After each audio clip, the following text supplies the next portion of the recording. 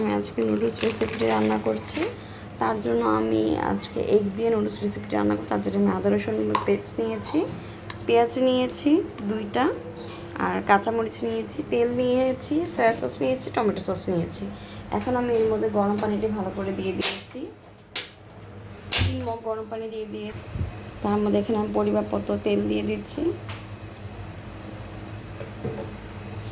তেলটা দিয়ে একটু ভালো মতো করে একটু নেড়ে নিব। এখন পানিটি গরম হওয়ার আগ পর্যন্ত অপেক্ষা করি। অলরেডি আমার এর মধ্যে পানিটা গরম হয়ে গিয়েছে। আমি নুডলস তিনটে দিয়ে দিচ্ছি।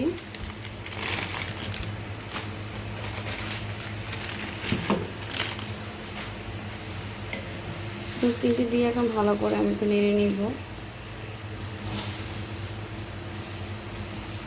নুডলস সিদ্ধ হওয়া পর্যন্ত অপেক্ষা করছি।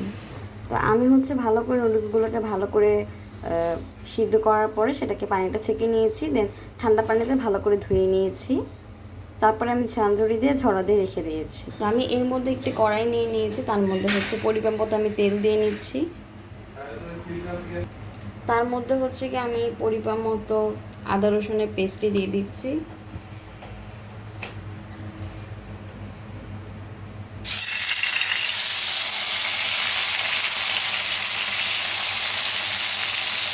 আদা রসুনটাকে ভালো মতো করে আমি গিয়ে ভেজে নিয়েছি। এখন আমি এর মধ্যে পেঁয়াজ দিয়ে দিচ্ছি আর কাঁচামরিচ দিয়ে দিচ্ছি।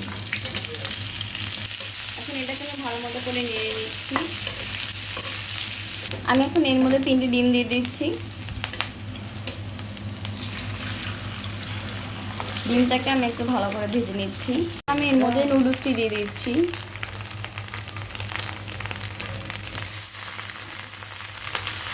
আমি ভালো মতো করে একটু নেড়ে নিচ্ছি।